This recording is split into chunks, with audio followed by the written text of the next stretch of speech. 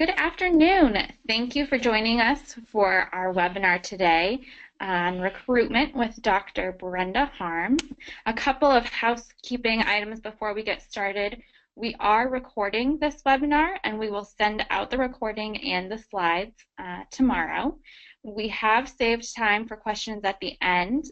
You can use the question box on your GoToWebinar panel to ask those. And with that, I will hand the microphone over to Brenda to get us started. Thanks, Brenda.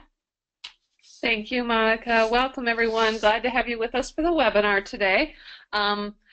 Clearly, this is an exciting topic for folks. We had a record number of attendees register for this webinar, and I know that recruitment obviously is a hot topic on college campuses. So we're going to go ahead and dive in. I want to start by thanking you for taking the time. I think especially as we look into summer and late June, early July, I know for a lot of adult and graduate programs, this is a tremendously busy time on your campus. It's also a time when the pressure of getting enrollment is really starting to build. So thank you so much for allocating time for today. And if, based on the conversation today, you are interested in having some more discussion around this, please feel free to join us, and I invite you to join us at the Converge 2017 conference.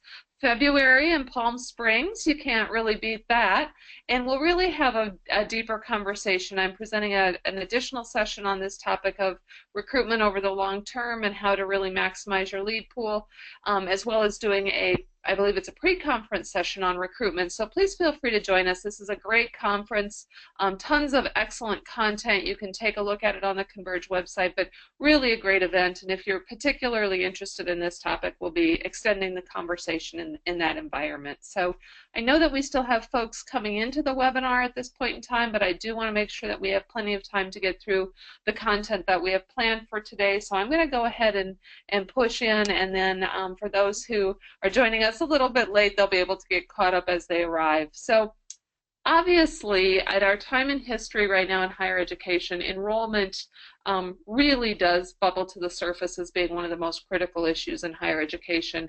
And we all know, everyone on the phone is probably or on the webinar is probably an enrollment professional. We know that numbers of students is closely tied to revenue for colleges and universities across the country, and we know that revenue is a hugely critical topic right now on most college campuses. So obviously people are very interested in what's going on around enrollment, but probably almost more than interested in this at this point in time. I'm at a conference right now. I join you from Chattanooga, Tennessee, and I actually recently heard someone refer to enrollment, people not just being interested in enrollment, but being almost obsessive about enrollment right now, and quite honestly, that's probably a very true statement. So we have clearly stolen the spotlight, if you will, in the recruitment front. I always think it's important to acknowledge and really, give credit to the historical background that is recruitment on most college campuses. And I do want to really take a minute and acknowledge the fact that recruitment has changed dramatically in the last 20 years, and honestly, even in the last 5 years. Historically, when we think about recruitment, particularly for those in adult programs or graduate programs, we think of a very, very passive approach. Many institutions that I have become familiar with over the years, truly 20 years ago, didn't track leads at all, really only paid attention to applications as they came in and really just kept an application count more than anything. So one of the things that I think is important and really honestly imperative to acknowledge is the fact that this is a game that is shifting every single day. And many of the strategies that we used even just a couple years back today are not enough to get the job done. So when you spend time in your recruitment shop and there's someone on your team who's maybe new to your team or joined your team recently but come from another institution, I often hear folks say, well, at XYZ University we didn't do it like this, or we didn't, 5 years ago when I started in recruitment we weren't doing these things, and that is absolutely a true statement, but it's also, I think, a real statement of the changing times and the fact that today we will be doing far more to get the same result as what we were able to get 5 or 10 years ago. In the past, there was very little follow-up to recruitment. Many of you have heard me talk about the difference between admissions and recruitment. And really, truly, we did a lot of admissions work in the past. We moved paper through as applications came through. We got admission decisions made, and we let people know if they were in or not. It's a very passive approach. We always assumed in higher education that, particularly in the adult market as well as the graduate market, quite candidly, students would be self-motivated, and if they were interested in buying what we were selling, they would walk themselves down the path. Particularly around graduate students, we almost viewed them being able to navigate the process on their own as a rite of passage. We assumed as graduate students, and then we translated that into as to adult students as well, even at the degree completion stage, that if they were motivated, they'd figure it out themselves. And that really is a testament to the way recruitment used to be. Today, we see recruitment in a very, very different light. Recruitment is a highly interactive process, and it's interactive not purely around how do you fill out the paperwork or what night of the week does our program meet, but it's highly interactive around the decision-making process of going back to school. So recruitment today looks very, very differently. Today, institutions are investing resources, and not just financial, but also human resources around that notion of getting leads. And when I talk of leads during the context of this webinar, we're going to get into a little more discussion about what's a lead a little later on, but I'm talking about someone who's willing to turn over their name and indicate that they have an interest in your program. So that's how I'm defining lead for the sake of this webinar today. We also know that institutions are investing pretty significant financial resources in many cases into the technology for the simple purpose of tracking leads and tracking recruitment process. Now, institutions having invested in that technology does not mean institutions are utilizing that technology, and this is a real downfall of a lot of us. And again, I'm not pointing any fingers or blaming, but most of us have CRMs that we are utilizing the functionality of maybe to the tune of 20%. If you're really, really, really advanced, maybe to the tune of 50% of what that technology could do for you, but very, very few institutions. In fact, I would not venture to name one right now that I would say is the use of their CRM. So we've spent a lot of money on this process, and this is a real opportunity as well.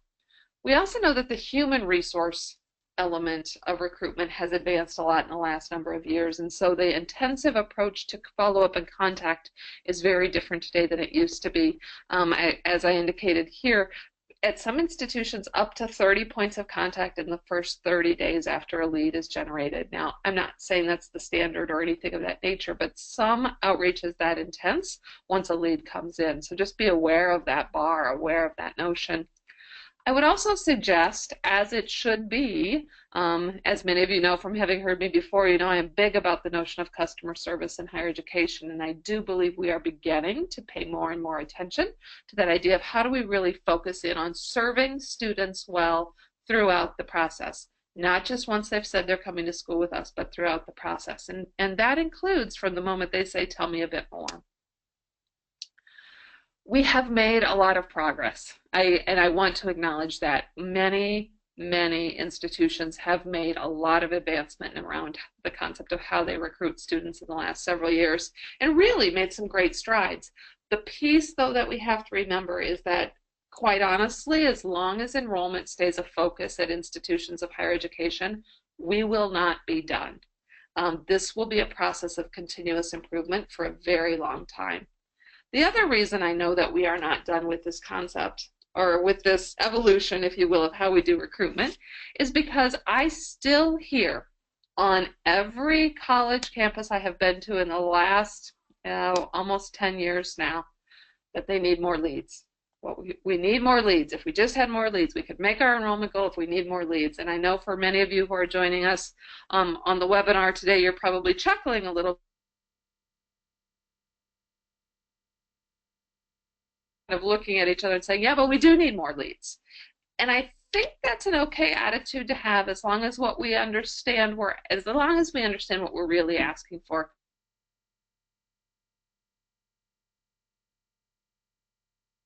Really, really mean when we say we want more leads is we want more leads that are going to be engaged. We want more leads that are going to convert through the funnel, quite frankly, folks, with pretty little effort on our part. We're looking for more people who return our phone calls, who respond to our emails, who get their applications started and completed in a fairly timely manner, primarily on their own, and walk themselves down the path towards enrollment. And this is a great wish. I fault no one for hoping for this, but I want to be transparent and honest in telling you I don't know how to help you find any more of that kind of lead. And I say all the time, and the fact of the matter is, neither does anyone else who works in this industry. Because if I could find you more people who were ready to simply enroll, well, number one, I'd be a very wealthy woman, and number two, we wouldn't be doing webinars today. I'd be retired. So there would be a beach somewhere with my name on it. So we are here together today because while this concept of wanting more engaged leads is understandable, and I get it, the fact of the matter is we have leads that sit in our lead pool constantly, and we have an opportunity with those leads that most institutions of higher education are not capitalizing on. And what I really want the focus of our conversation today to be around is how do we capitalize on the lead pool we have? So, as I was saying, the majority of our lead pool, quite frankly, isn't ready to convert yet. They're not ready to pick up their paperwork and march towards the application and complete that application yet. But that doesn't mean that they're never going to move to that point. It just means they're not there today. In higher education, we have a very bad tendency to ignore this population, and I do believe it is part of our population. This is our lead pool, and we ignore their enrollment potential, and we, quite frankly, ignore their interest in our institution. That's shameful, and it's something that I think we all have to take an active role in saying that's not going to be the case at Brenda Harms University. That's not going to be the case at our school. Anyone who at any point in time cares enough or is interested enough to submit their name will get ongoing attention and ongoing effort from us at helping them to make an enrollment decision. I think very mistakenly, we often assume that if a lead does not respond, if we send some communication and we don't hear anything back, it means they've chosen somewhere else. And the reality is, the few times that I personally have ever studied this for institutions of higher education, the reality is usually 50% or more of their lead pool is still in contemplation stage. They haven't decided to go somewhere else. They're still thinking about it. They're still, you know, on Monday night it sounded like a great idea. By the time you got back to them on Wednesday, other things had happened. They don't respond to your emails. They don't respond to your phone calls. It doesn't mean the idea isn't still in the back of their head somewhere. It just means not now. They're not saying not ever when they don't engage with you. They're saying not now. And so this is what I'm talking about when I say playing this long game with our lead pool. How do we stick with these leads who are not as of yet engaged, but potentially could be? This is contributed to by a couple of different reasons, but one of them is the fact that for adult students, whether they're looking at degree completion or graduate school, there is no point in time that is the clear place where the decision has to be made. This is a decision, and many of us know this because we did it ourselves when we were thinking about going back to graduate school. This is a decision that we take our time with. This is a decision that we probably put off more often than we ought to before we finally say, yep, it's time now, I'm going to start. And so when we think that about the fact that there's nothing burning, if you will, that forces this decision, like I'm graduating from high school, there is a cultural expectation, perhaps a family expectation that I'm going to college next year, that's a clear point in time. Adult students don't have this, and neither do people considering graduate school. And so many of them begin and stop, begin and stop, begin and stop in this process of shopping for institutions. So we see a lot of adults today who are actually filling out requests for information on numerous institutional websites. Whether you have a specialized program or you know, the infamous MBA that everyone offers right now, or if it's a degree completion program, that adult might have filled out a request for information on 2 or 3 websites. And let's just say that it's 3 websites for right now. I personally believe the institutions that stick with that prospect over time are the ones who are truly best positioned to capture that student when they decide now is the right time. and some of that will take a lot of time. That's going to be a process. That is not going to be something that happens in a 30 or 60-day window, but over time. So how do we put together that notion of a recruitment process that really extends over the long haul? How do we stick with students on their time frame, not our time frame? And that's really what this comes down to. It would be amazing for us if every student who is ready to start school September 1st applied or inquired and applied, let's call it, somewhere between March 1st and August 1st, and then we moved them through and they were all set to go by August 15th, and it was very clean, and they just started September 1st. That would be a great, great thing. But the fact of the matter is you will have someone who completes an inquiry form or an RFI on your website June 1st who doesn't start in September. And if you have an October start, they may or may not start in October. But by January, they might be back to thinking about it again. So how do we work to convert leads quickly on the short run, but also stick with leads over the longer haul as well? So first, before we dive too much into process, let's take a look at our definition of a lead, because I do think this is a little slippery at different institutions. It is pretty easy when someone fills out a request for information, fills out a lead card at an event that you're at, calls in and turns over contact information, and says literally, can you please mail me something? Here's my contact information. Or when we get a referral from a current student, a faculty member, a friend of the institution, those are obvious leads. I'm also going to say that anybody who's willing and you are able to get contact information out of needs to become a lead. When I worked in higher ed directly, I can tell you that we answered a lot of questions on the phone without ever gathering contact information. I'm not proud of that, but that is the reality of the way it was when I started, and this has been a number of years ago now, in higher ed. And quite frankly, we didn't dig deep with anyone to try to get contact information. And there are ways to do that, and that doesn't mean you hold people hostage on the phone until they give it to you, but there are ways to ask this.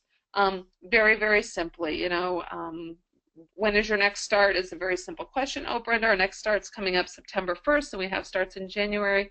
We are going to have some new programs coming up in the near future. Could I gather your email address or system and keep you apprised of what's going on at the institution? It's really that simple. If someone says no, then the answer is no. But for every name that you gather, every email address that you gather, every phone number that you gather, you need to get them into your system as a lead. If you are currently utilizing a system that does not allow you to create a lead unless you have what I would consider an exorbitant amount of information, things like date of birth is a common one that many of our systems mandate before we can put someone into the system. I am going to tell you right now, hard and fast, no ifs, ands, or buts, you have to figure out a way to work around that. So if that's creating a January 1st, 1900 fake birth date for everyone who you don't have a date of birth for, do it. Figure it out. You can always sort those people and sort at a later time.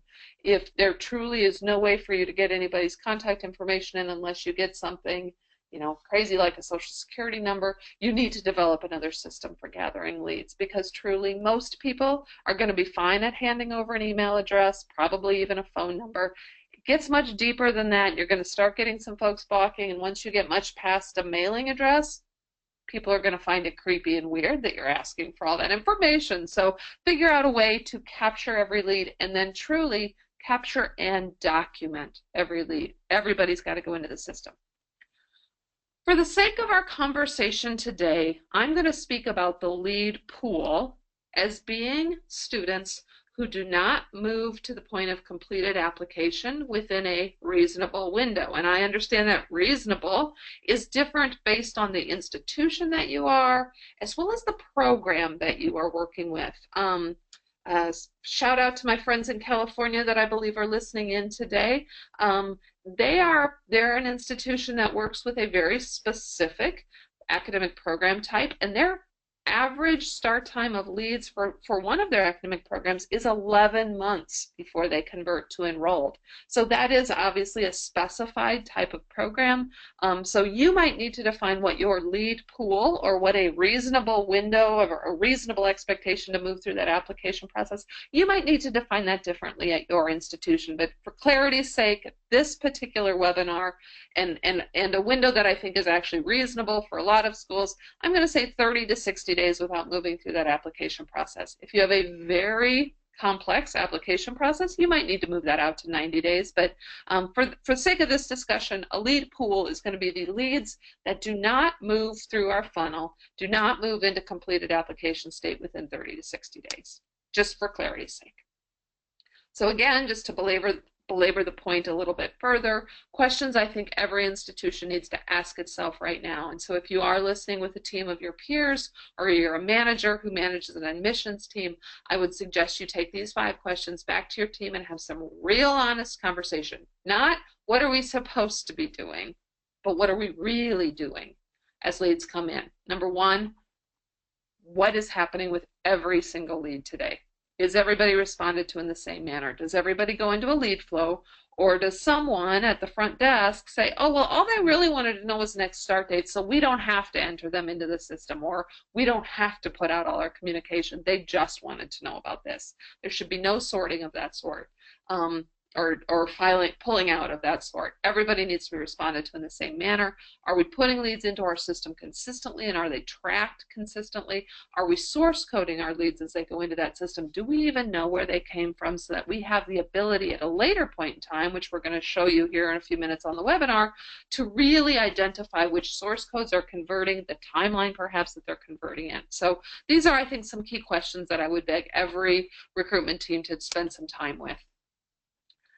Source code conversion. This is a great conversation to have, because what I hear frequently from schools is that there is a preference for some sorts of leads over others because they convert better. And when I ask and really try to drill down on what do you mean by convert better, what there is a sense of is that, and I'm going to go ahead and call it out, that referrals are better converting leads, which, folks, they should be, they are, and they should be, but that they're faster to move through the process, and I believe that that's a part of why we like them. Quite frankly, if you work in the recruitment business, a student who speaks with you and then does what you ask them to do as far as moving on with application and being admitted and enrolling feels far better than the student who never responds to you or never emails you back. It is human nature to not want to engage with people who don't engage back with you.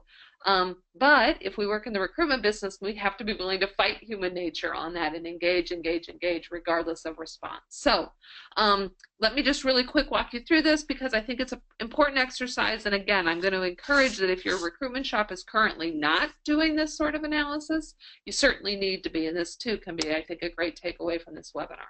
So I just went ahead and used referrals, and I did something really simple. Easy numbers here. 100 referrals that came in, and what happened with them over the course of 60 days. So this is the referral group. What I said was that 70% of referrals convert to applications. Please don't hold that up as the standard or a best practice in higher education. The type of school you are matters dramatically on this. I will tell you the end number here, converts to enrolled. Referrals typically, not always, but typically, do convert to enrolled at about a 50% rate from initial leads. So that's how I back this particular one out. So out of those 100 referrals in that first 60 days, 70% or 70 of them completed their application. Assuming you're not an open enrollment institution, those applications were evaluated and 90% of them were admitted, or 63 applicants were admitted to being an enrolled student, or to being an admitted student. Of that 63 that were admitted, we know that not 100% enroll. So I said roughly 80% of them actually enrolled, which in turn 50 total enrolled students out of that 100 referrals. And this is great. This is important information. This is something you should be doing if you're not doing on every one of your source codes. But here's where it gets interesting. Go down to the bottom. What about those other 30 leads? What about that 100 people who didn't, or out of that 100 people, what about those 30 people who never completed the application? I will guarantee you right now, the vast majority of people on this webinar say, yeah, they weren't interested. They moved on. They chose another school, and they never do any follow-up with those folks. So it's those 30 leads I'm interested in. It's also those 13 folks who were admitted but didn't enroll that I'm interested in. That is the low-hanging fruit that we're going to spend time talking about today, because those are pockets of potential enrolled students. And I think those students deserve our attention as well. So let's talk recruitment process. Let's dig into it here. And I am going to give you some actual examples here towards the end. I know it's one of the questions people always ask, what does this really look like if you look at it built out? So I am going to provide some examples for you at the end. But let's take a look at recruitment process right now and just have some quick discussion around that. So many of you have seen this slide before, and hopefully you are doing some form of this sort of follow-up at your institution within the first 60 days. And this is just, your basics. Somebody inquires, you do some initial follow-up phone contact or follow-up personal contact with them. You do a phone call on day 3, you shoot out the standard email on day 7, another call on day 10 and day 15, email day 21, phone call day 26, email day 33, email day 45, final phone call day 60. You've made it through this list and you have heard nothing at this point, or they have not made it to that stage of completed application. So this is your basic recruitment stuff. We've done entire webinars. I've done many entire webinars and trainings on this process alone, but we're going to assume this stuff is in place right now. I do want to encourage you, as we assume that that stuff is in place right now, to take a moment and take a look at what the messaging is around those first 60 days. A lot of schools are quite enamored with themselves and their own programs, and they really believe that there are selling points that will be so riveting in your messaging that somebody will just say, oh my gosh, that's it, I'm going to go ahead and apply, because wow, if they have flexibility, that's great, or wow, if they're affordable, that's great, or wow, if they have Dr. Brown teaching that class, I'm definitely doing that. And we get really focused on ourselves as institutions of higher ed in that messaging. And a lot of times we need to turn our messaging to student focused. Quite honestly, while yes, some of your students are fairly discerning about the type of program that they enroll in and those sorts of things, at the end of the day, most of us, just as generally as human beings, are kind of interested in what's in it for us. And so really making sure that our messaging in those first 60 days really paints the picture of what's the benefit to you as a student for going to school here. I'm going to urge you, and the folks at Converge know I sometimes even say, I really don't want you to talk about your program. Minimally, or if you must, at least go pretty light on the features and benefits of your program, unless they are very related to specific student benefits and outcomes. Accelerated time to completion, there's a what's in it for them factor for adult students if you have an accelerated time to completion. So yes, you're welcome to talk about that, but again, be brief, go light. I'm going to suggest that this messaging needs to ask them further questions about why they're interested in returning to school right now. Remember, we started this webinar by saying there's no point in time where this makes sense. Let's find out what the motivation is right now for the students. So I'm hoping your messaging is framed out in a way that really does spend time asking students or informing students that what you're interested in, why you've called, is because you really want to know what's going on in their life right now that's made them think about coming back to graduate school. I'm also going to encourage you to make sure that your messages invite further conversation. I am stunned at the number of schools who truly send out everything in the kitchen sink via email, and then they're stunned that nobody has quote-unquote follow-up questions. How could they possibly? You have literally told them every possible thing. And I think what we do when we do that is we're hoping they'll just follow directions and take the next step. Let's invite some conversation. Let's have some dialogue. Let's try to encourage students to call or to reach out or to answer our phone calls. So I think it's important to go, I don't mean go real light, but go at least a little light in what we share and ensure that we are encouraging them to reach out to us next.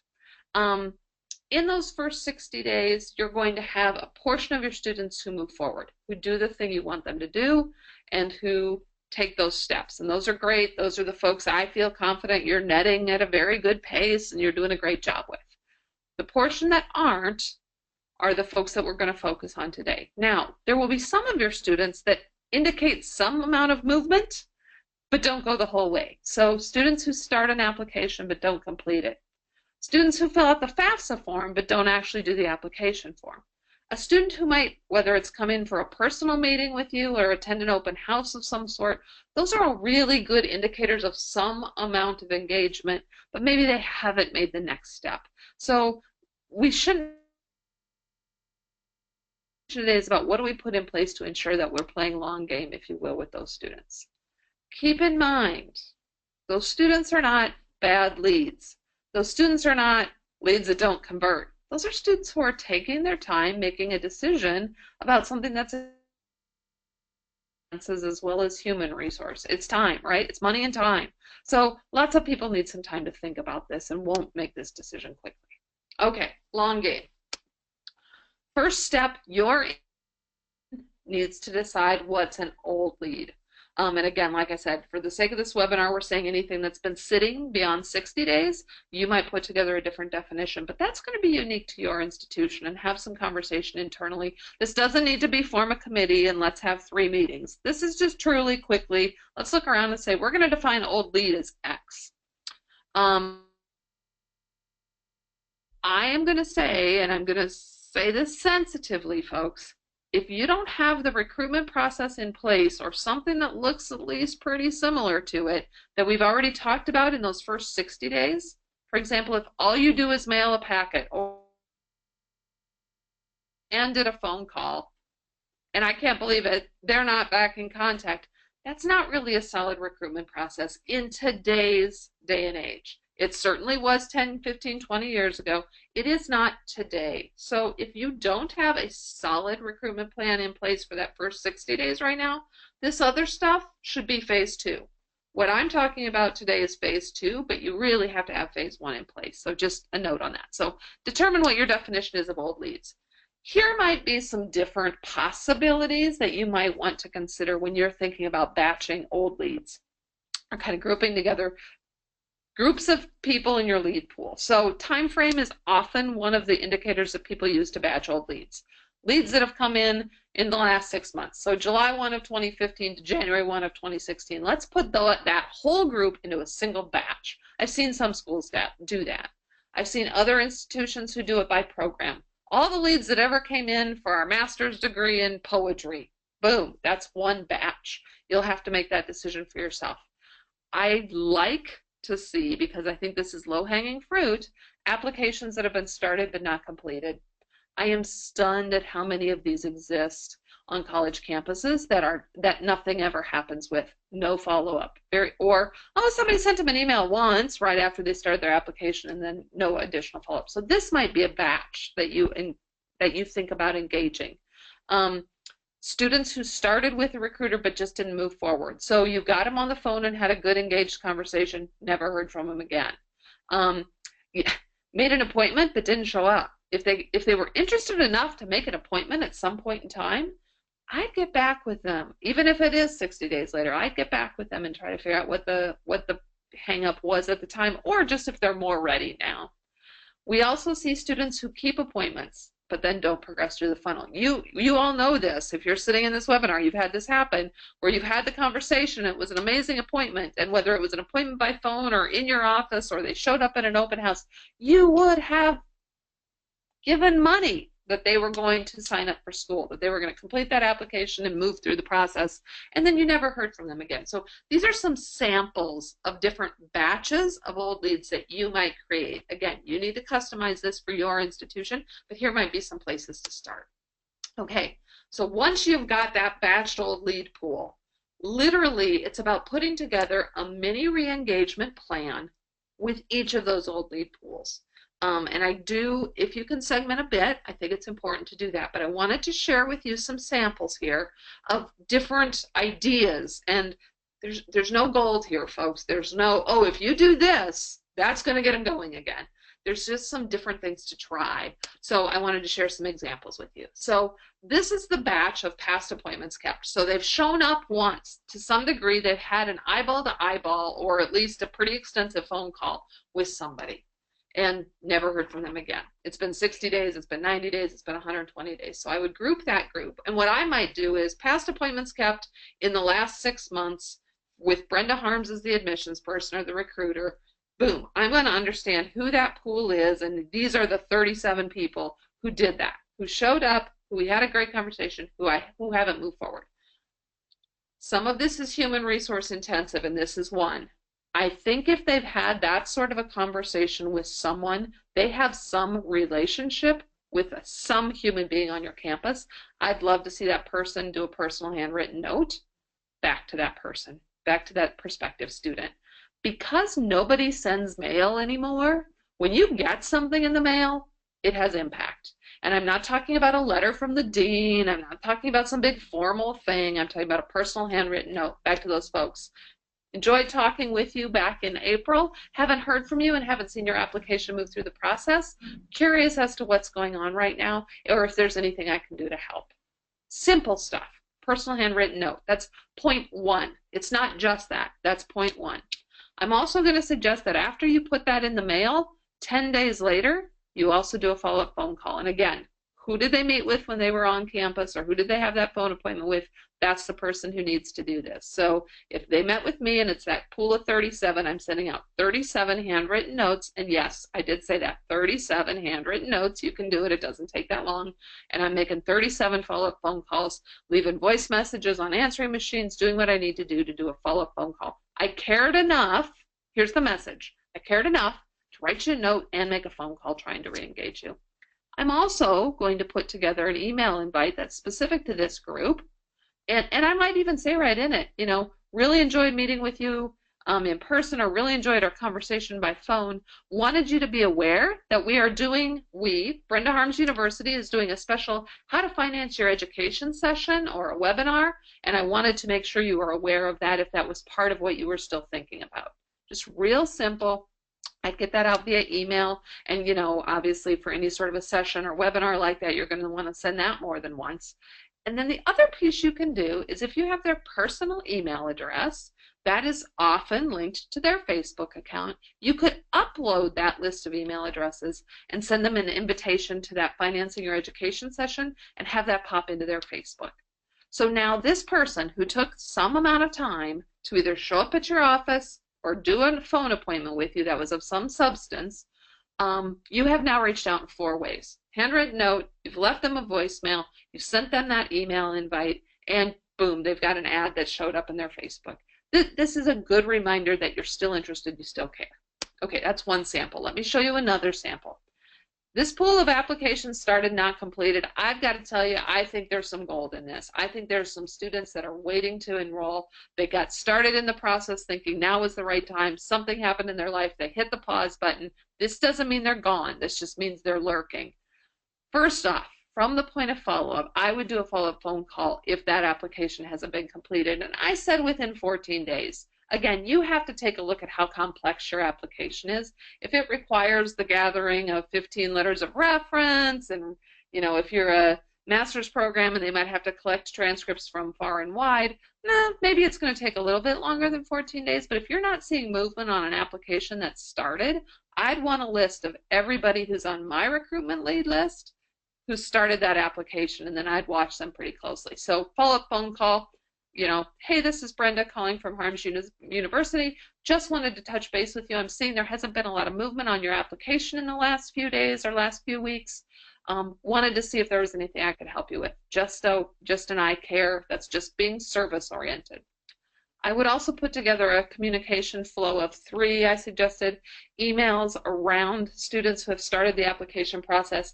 I think important topics to discuss at this point in time are things around financial aid, so an email around financial aid, an email that looks at time management. well, for anybody, but especially at that graduate level, students are thinking, wow, I've already got a job, I'm busy, but we see this in degree completion too. So some sort of email that touches on the concept of time management. There's some great free tools and resources out there. You can link to some interesting websites on this topic. And then the third topic of this email conflow that I would include is employability after graduation, particularly if you have a program where you know some good stats or data points. Boy, I'd speak to this.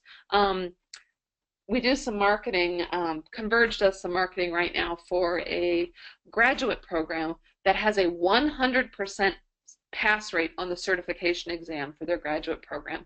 Boy, I'd speak about that in an email, especially for those folks who started the process and just haven't. You never know what's holding someone back. These are 3 topics that often do.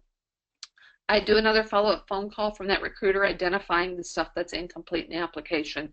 We do this a lot by mail in higher ed. We pull these lists and there's the little checks of, you've got the transcripts in, you've got your actual application in, we're missing your resume. We do a lot of that in a very impersonal way. If I'm the recruiter, and again, you guys know how seriously I take recruiting. I am a fiend on this topic, and if I get your name, I now start taking it personally that I want you to make a decision to enroll in college. If your decision is I'm enrolling in a different college, that's fine. I really, truly, it is. But I believe that the recruiter that sticks with someone more and helping them make their decision is more likely to net that student, and we see that prove out time and time again. I'd also do that email follow-up with that session on, and it can be an in-person session or it can be a webinar, but invite them to something, get something out there as a resource for them. Help them to understand that the institution is invested in helping them get to school. So financing your education is a popular one. And then again, this Facebook upload of the email addresses. Let's get some invites back out. Let's get people thinking again about coming back to school very actively. Here's the pool that I know you all have. You knew I wouldn't let you down by not giving you some ideas on this one. Everybody has this. The lead pool of people whose names you have who seem to fall off the planet after they've filled out that RFI or filled out that contact card at an event, and you never, ever hear from them. They've never responded to your email. They've never answered their phone. They are gone. And this is still a very important pool because, like I said, it could take years for somebody to decide to go for this. So first and foremost, you guys all know, I really recommend institutions to have some sort of monthly follow-up with this group. Whether this is a newsletter that you're going to send out, that could be peppered with additional, maybe it's a quarterly newsletter, plus the occasional announcement of a new program, academic program that you're offering, expanded deliveries. I've seen some really fun follow-up monthly sorts of things with this pool that's just a, hey, did you know this is a list of our class offerings fully online this semester or this term? Have some fun with this, but have something that continues to go out electronically to these folks monthly. I think it's really important. I'm also going to say if you work for Brenda Harms University and you are a recruiter, we're doing a big old phone blitz to this team. Or to this group. These folks, again, and like I said, these folks I take personally. It is my mission in life to get somebody in this pool, this batch, to engage. So real simple, and I would script out messages because you're going to leave a lot of voicemail messages. I would do this in the evening.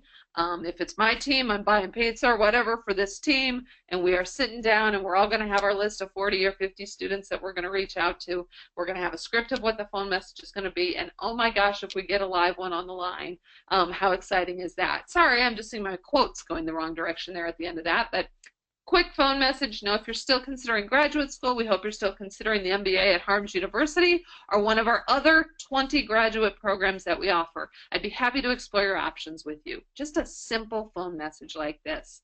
I think it's important. And I do think it's important when you leave this phone message. If you know what program they're interested in, great, but maybe sometimes it's purely that idea of letting them know of the number of different offerings you have. Track, track, track, track, track. Many of you use email tools that have the ability to tell you who's opening your email and who's not. I am stunned at the schools who don't know and don't have lists of who's opening your email. Because folks, if they're delete, delete, delete, they are less likely to be ready yet. This still doesn't mean take them out of your pool, but less likely to be ready yet. If they're still opening your email, that's a person who has some amount of interest. So who's clicking on the call to action within the email is another great thing to track. This is the list. After I send a big email blast, this is the list I want 3 days later. Who opened this? It's going to be 12 people. It's going to be 20 people, depending on the size of your lead pool here or this batch. I'm calling those folks. I'm doing the extra follow-up. Invite them to a graduate school event, you know, some great how to take the next step in your career session, something like that. Track who opens that invite. Do follow-up phone calls there as well.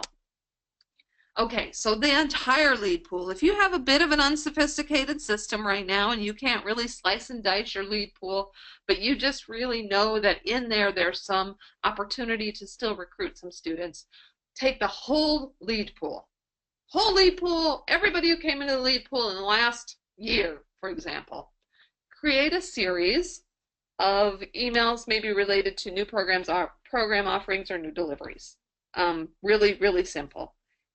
It's maybe 2 or 3 emails. Get these out to this group. And again, track who opens and then do the follow-up. I think that's really, really important. If you don't have the ability to track who opens, or another layer of tracking, maybe that's a better way to say this. I know who opened those emails. If you've got an embedded link in that email and you know who clicked on that link, there's an engaged person. They are lurking, but they are still engaged.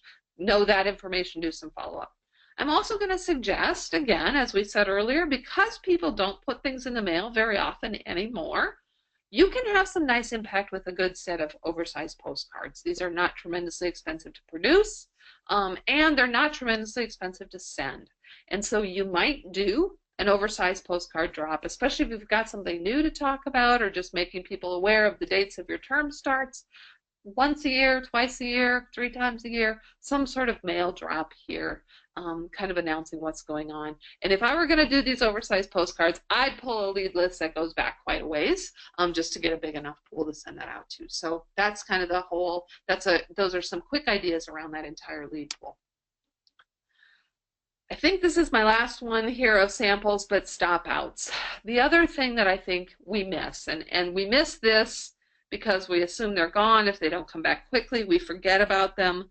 But again, you guys know one of my tirades lately is graduation rates and completion rates. And I really, really, really think we have to start taking more responsibility for getting people across the stage, getting people to completion. We all know we have students who started with us with great intention of finishing and who left. I am not speaking to students who we have on academic probation right now. I am not speaking to the student that we know left and moved across the country and has no way to complete their degree with us. I am talking about true stop-outs, those folks who got a ways in and for whatever reason kind of floated off. Their parent got sick, their child had a personal issue that they felt they needed more time and attentiveness at home to, whatever that is. Those are all great reasons to stop out. I'm not judging that, but what I'm saying is we have a responsibility to continue to engage those stop-outs. So first off, handwritten note from an academic advisor or a recruiter inviting them to come back to school. Ask them to reconnect with you, that you know they were a ways into the program and that you'd love the opportunity to talk with them about what it would take to complete. I think this is important. Many institutions go back and identify students within a certain number of credits of graduation. That is an impactful message when you get it at home. You know, you're within 5 classes of being done. What is it going to call me so that we can figure out what it's going to take to get you across the finish line? So this is an important group as well. If you have a small enough group who's close to the end, and what defines close for you, I don't know. 15 credits, 21 credits. There's not a magic number here, but boy, anybody who's that close, boy, 5 to 7 classes, I'd go ahead, pull a degree audit or whatever it is you need to pull, and really maybe even go into some detail with them, send them an email with, here's a list of classes that are coming up in the next couple of months or the next 6 months that would get you to graduation. I just wanted you to know I haven't stopped thinking about you achieving your goal. So again, some sort of re-engagement strategy with your students who are stopping out. I know the question is probably going to come, well, what's this going to produce? And the truth of the matter is, I don't know is the honest answer for your individual institution. But I did paint out a scenario here that I think tells a pretty nice story. If you have 1,000 leads in your lead pool, and most of you probably do have somewhere in the neighborhood of 1,000 leads in your lead pool, people over the course of the last year who've inquired but never taken the next step. If you get 10% of them to start talking with you again or to respond to an email, doesn't mean you're going to get 10% of them to enroll, but 10% of them to at least start some dialogue with you again, that's 100 students that are now live potentials. Of that 100 re-engaged list, if only 10% of them enroll in school, and maybe that's a high number, I don't know, but if 10% of that engaged group, re-engaged group enrolls, it's 10 students. If you put something very purposeful in place twice a year, that's 20 extra students a year. I don't know what you cost to go to school. We have a wide range of folks on this webinar, but even pretend it's $25,000 to complete at your school. That's $500,000 in revenue purely based on this 20 students.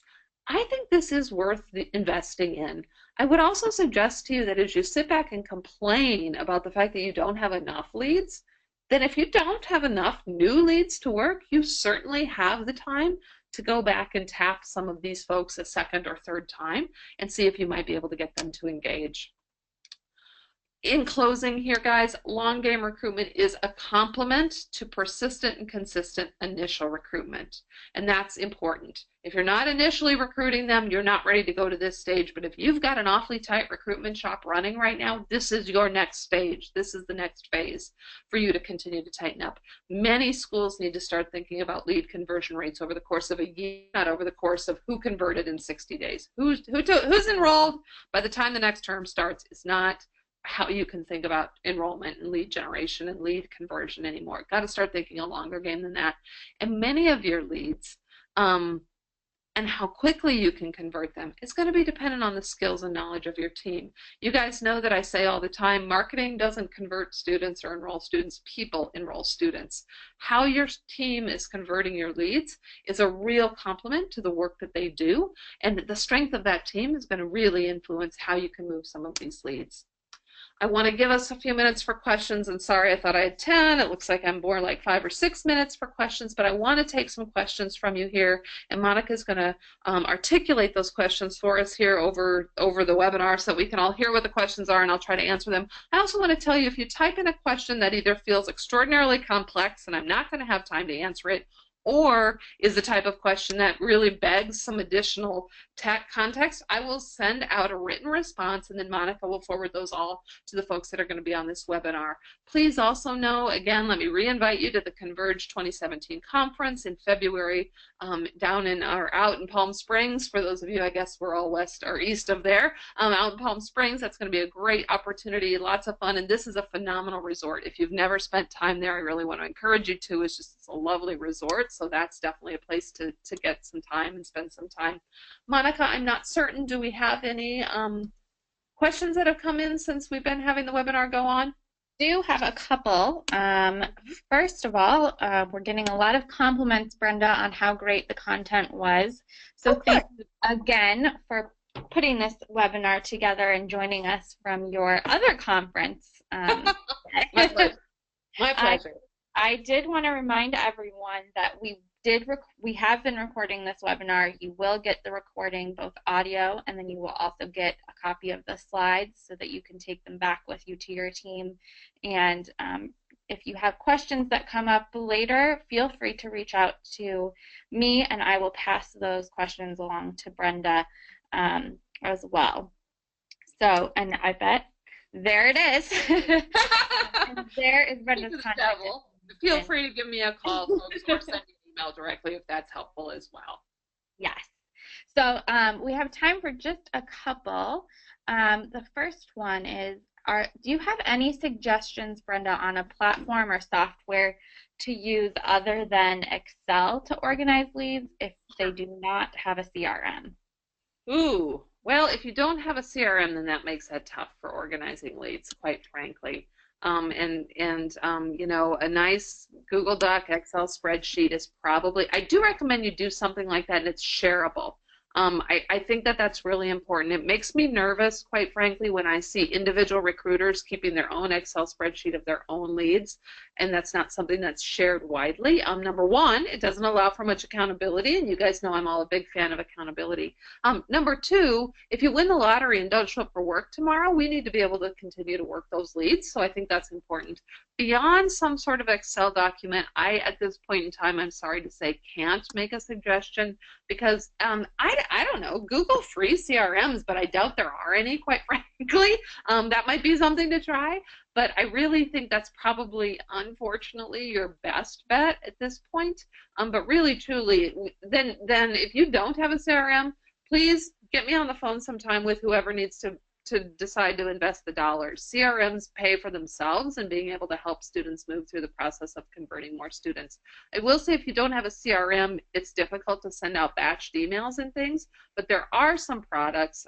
Fire Engine Red comes to mind real quickly. Not an endorsement for that product, but I know that's one a lot of schools use to send out batch emails and things, and that can sometimes, it's not the same as having a CRM, so I want to be very clear about that, but it is a nice tool to utilize to get some functionality out of your email sends and being able to track who's opening. So that might be, and that's at a far less price point than what a whole CRM would be. So that might be a middle ground. Great. Another question here, let me just see. How should counselors handle leads that are not believed to be real leads? And how much time should we spend on those? Sure. So first what I'm going to say is I want to have your leads confirmed as not real leads by more than one person, because I don't mind telling you, and forgive me because I probably get a little prickly on this conversation, but this is a common complaint we hear with people doing digital lead gen. And sometimes you're right. But sometimes you're also wrong on that. And so if you believe that a lead is not truly a legitimate lead, number one, I'd want that confirmed by somebody else. So number one, I'd hand that lead off, and probably a supervisor might be the person to say, hey, can you do some follow-up and try to figure this out? If you can confirm it's not a true lead, then by all means, you can probably go ahead and move that out of your pool. But if you're thinking it's not a true lead because no one ever answers the phone, or it looks, here's my favorite one, this looks like a weird phone number, or that doesn't look like a real email address. There's some strange ones out there, folks, that people honestly own, and it really is theirs. I don't know that it hurts too terribly much. It doesn't take me more than 1 minute to do some phone dialing and leave you some voicemail messages. You know, is it worth 5 minutes of my time to process that lead through? Probably is for me. If you can have it confirmed by 2 people and you want to move it off your list, I think that's acceptable. But that's probably the standard I'd use. Okay, last question, and then we'll wrap up, Brenda. How do name buys fit into the lead pool? How long should you engage those students, particularly graduate school?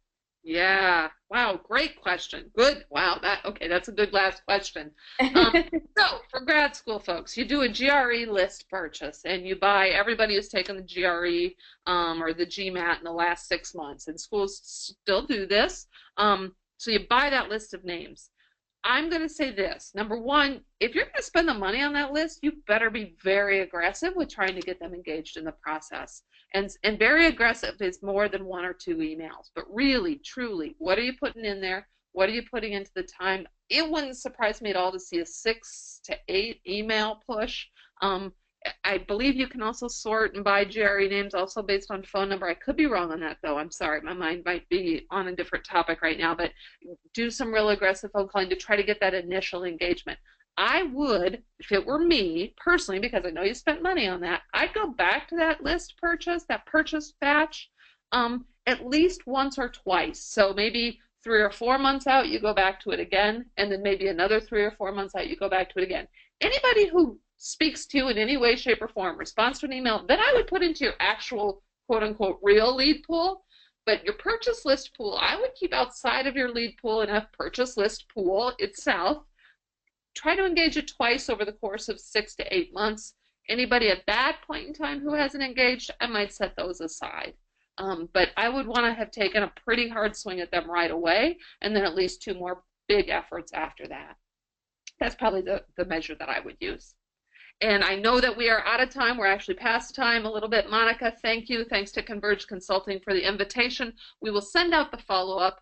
But also, please, if you have further questions, anyone's free. Shoot me an email anytime, or just call my cell phone. And again, one last push. Would love to see you February in Palm Springs. It's going to be a great event. I know Converge has put together some outstanding content around all sorts of things for inbound marketing and lead generation, and really serving students well in higher education. I'll be there more talking about recruitment.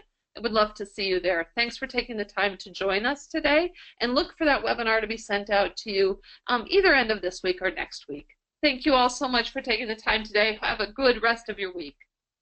Thanks, Brenda. Thank you. Bye-bye.